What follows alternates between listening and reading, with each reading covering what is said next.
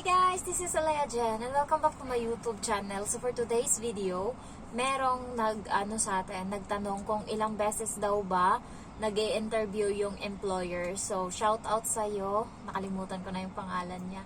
Torregosa yung apelyido niya. So depende po sa mo. Meron akong subscriber dati, hindi ko lang alam kung natuloy siya. So tatlong beses ata siyang in-interview ng employer niya. Ako isang beses lang. Kasi marami yan silang ini-interview na ibang katulong. So, pinagpipilian nila. Sa isang employer, 5, 6 yung pinagpipilian nila.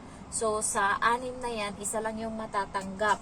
And sa akin, isang beses lang ako in-interview. Tapos, natanggap ako kaagad. Hindi ko lang alam kung anong advantage ko. Sabi lang ng amo ko sa akin, tinanong ko siya kung bakit ako yung pinili nila. Sabi nila, mukha daw akong masayahin. So, yun yung nila dito sa bahay. Kasi nga, ang negative na ng bahay nung bago ako dito, puro sila away, nagsisigawan sila. Alam mo yung maririndi ka sa sigaw talaga, yung hindi sila nakakapagsalita ng matino. Tsaka kahit, alam mo yung pag nag-aaway sila na malala talaga, nasa harap sila ng bata. Kaya yung bata, yung ugali, hindi mo rin masisisi. Sumisigaw din yung bata. Tapos iba din yung ugali dahil nga nakikita niya kung ano yung ng mga magulang niya. So ako yung napili nila kasi nga daw masayahin ako. Dito kasi sa bahay, kailangan yun. Kailangan mapasensya ka at kailangan masayahin ka kasi dito yung bata kung nakasimangot ka, mas lalo siyang mas lalo kanyang ipoprovoke, mas lalo kanyang pahihirapan kapag nakikita niyang natutuwa ka or yun, titigil yan siya. Meron akong isang subscriber dati na sa akin, nag-advise kasi nga, yun yung problema ko dati dito yung bata. So sabi niya sa akin, kasi nga binabasa ako ng shower ng bata kapag nasa, kami, naliligo siya. So sabi sa akin nung subscriber, i-reverse ko daw psychology. So kung halimbawa, sisirain niya yung isang bagay, kapag pinipigilan ko, mas lalo niya yung sisirain. Kaya ang ginagawa ko ngayon, sige, sirain mo, iabot ko pa sa kanya. Ayan, pukpukin mo yan, dali. Ayun, pag narinig niya yan, yung salita na yan na sinasabi ko, sige, ayan, push na, go. So we can throw it in the garbage bin. Hindi na yan niya gagawin, hindi niya na yan sisirain. Kasi nga, wala siyang nakikita na nagagalit ako or naiinis ako kapag ginawa niya. Tuwang-tuwa pa ako, sinasabi ko pa parati, perfect, sige, para maubos na yan dito. So, hindi niya nagagawin. Yun yung technique ko. And yun yung nagustuhan ng amo ko sa akin sa interview kasi masayahin ako. Hindi niya nahalata na kinakabahan ako. Pero yung boses ko nung interview is malalim talaga. Ganon. Hi mom, ganyan. Kasi nga, syempre, nandun yung kaba. Pero, inaano ko pa din yung sarili ko. And bago ang interview, guys, ilang subscriber or ilang YouTuber na yung pinanood ko, mga tips nila kung paano mag-interview yung employer, yun yung ginagawa ko. So, si Pinay Nani Vlogger, si Kunyang TV, ayan, tapos si Daywena, pinapanood ko yan dati, bago ako nagpunta dito. And, sino pa ba yung iba? Basta more on ako, kay Pinay Nani Vlogger, pero hindi na siya active ngayon kasi nasa Canada na siya. Hindi na siya nagbo-vlog masyado. Hindi na nga parang hindi na nga siya nagbo-vlog. Pero subscriber niya ako and si Kunyang TV. Yan. So, si Kunyang TV, hindi ko lang alam ngayon kung nagbo-vlog pa siya. Kasi nga, nakafocus ako ngayon sa YouTube ko. Kasi, nai-stress ako kapag wala akong upload kada araw. So, yun yung pinofocus ko yung YouTube ko. And grabe guys, hindi na matapos-tapos yung trabaho ko dito sa bahay. Kaya, hindi ko na alam yung updated nila. Pero sila yung mga favorite vlogger ko. And si Daywena. Si Daywena, naranasan ko din umiyak sa vlog niya dati. Nanonood ako. Pinanood ko lahat yan bago ako nag-interview sa employer para meron akong idea kung ano yung isasagot ko. And also, hinasa ko yung sarili ko or sinaulo ko talaga yung introduce yourself. Kapag nag-apply kayo sa Kingsman Power, meron silang ibibigay sa inyo na papel. And doon pa lang makakakuha ka na ng tips kung paano yung introduce yourself. And yun yung sauluhin mo. Kahit saang agency ka man mag-apply, yun at yun pa rin yung gagamitin mong introduce yourself. So, ganun ako. Kaya, hasa ako nung pag-interview na talaga. Parang carry ko na lahat. So, kaya siguro natanggap din ako kasi nga nandun yung confident ba. Kasi kapag minamanifest mo na sa'yo mapunta yung isang bagay. Mapupunta yan sa'yo basta manifest ka lang ng manifest. So, may isa akong subscriber na 3 beses siyang in-interview ng employer niya.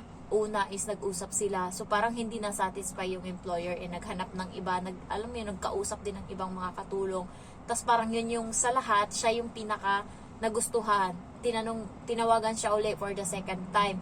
Tinanong siya kung okay lang ba sa'yo na indomie yung tanghalian mo, tas itlog. Ayan. Tapos ano pa yung mga sinabi, pinatingnan pa sa kanya yung kuko niya. Ayan. Kaya kapag nag-interview yung employer, magsuot kayo ng decent na damit, tapos pantalon. Kasi nga, ang employer ko nung nag-interview sa akin, pinalagay yung phone sa lapag, and then tinalakad ako, pinatignan yung katawan ko. Ayan. So, ayun.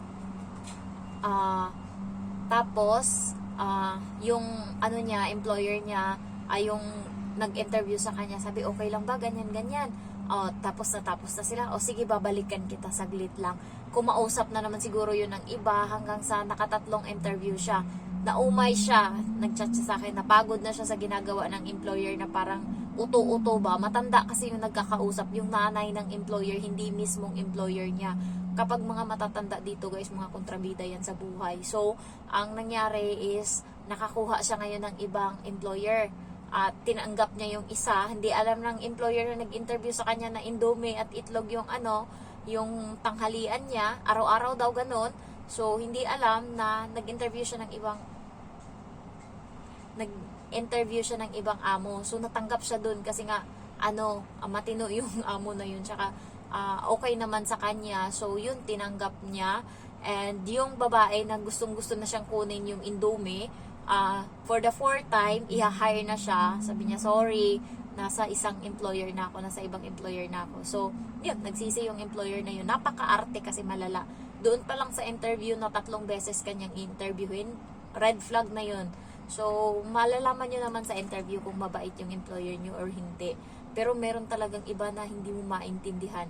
Guys, yung mga employer na pala-chat sa WhatsApp kahit wala ka pa dito sa Hong Kong, kahit nasa Pinas ka pa, mahilig mag-chat, yun yung aabangan nyo kasi yun yung mga medyo maaarte na amo. Yung amo ko, lang kami, tumawag siya sa akin nung interview.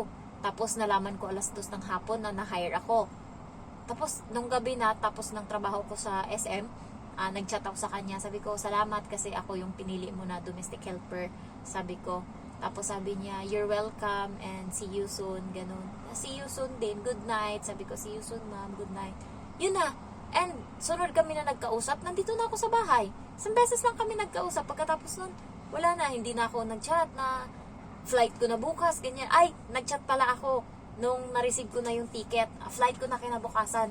Tapos nakita ko yung ticket na may nakalagay na na tanghali, na pagkain doon, na chicken burrito ata yun. Binili nila para sa akin sa eroplano. So, minessage ko siya. Sabi ko, thank you so much sa pagkain sa plane. Sabi niya, you're welcome. Sabi niya, see you tomorrow. Sabi ko, see you. Ayun lang. Tapos, yung pagdating dito sa bahay, kahit papano, okay naman. Pero yung si Rosa, na kaibigan ko, kasama kami mag-OWA, kasama kami lahat, mula apply, hanggang sunod, magkasunod kami sa interview. Buti na lang yung employer niya, yung pinili siya, hindi ako. Kasi kung ako siguro matagal na akong umuwi. So, siya yung napili. Magkasunuran kami, nauna siya sa akin, sumunod ako. Buti na lang kamo, is siya yung naunang napili. Siya yung unang nakita ata, hindi ako. So, yun, alam mo yung babae, yung employer niya, chat ng chat sa kanya kahit nung nasa Pinas pa siya, ganyan-ganyan. Alam mo, nakahanda na dito yung damit mo, yung ganto mo. Ayan, chat ng chat sa kanya. Tsaka kapag gabi, wala na tayong trabaho, magagawa tayo ng mga paperclip, alam mo yung parang origami daw. Ayan, bibilangin ko kung ilan yung nagawa mo, tapos babayaran kita. Ganun yung usapan. Pagdating dito, 2:00 na ng madaling araw, di pa siya pinapatulog. Kinakausap siya malala, buong araw, buong gabi. So, sabihin niya minsan, ma'am, pwede na ba akong magpahinga? No, you stay here. We are still talking. 2:00 na. So, ganun, kalala yung amo niya. Tapos, hindi siya kumain ng kanin. Hindi siya kumakain ng kanin. Isang buwan. Tapos, sinisermonan siya ng amo niya. Yung parating parang ano ba, sermon talaga malala. Katapos mag-sermon, ayain siya, oh let's go now, we go to the restaurant. Parang yung bayad sa sermon sa kanya is pagkain, lilibre siya ng pagkain. May saltik nga yung amo niya na yun.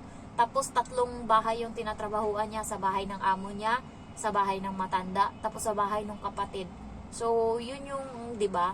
Kaya wag kayong alam mo yung proud na proud pa siya nung nasa OWA kami, ganyan. Yung amo ko mabait, kachat kami, always chika-chika kami. Tapos ako, hindi kami ganyan ng amo ko. Wala nga kaming usap-usap. Pero nung pagdating dito, awa ng Diyos, matatapos na yung kontrata ko. Oh my gosh. 1 year and 9 months na ako. 3 na lang. So, ayun, kahit papano naman, pahinga ako na ngayon. So, matutulog na ako ng 1 oras. So, thank you for watching, guys. And, yun lang. Depende sa amo kung ilang beses kanyang i-interviewin. Kasi nasa kanila, kung hindi sila satisfied, kailangan nila ng second opinion, ganun, chuchu.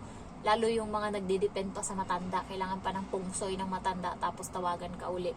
So, ayun lang. Thank you for watching and I love you all. Bye-bye.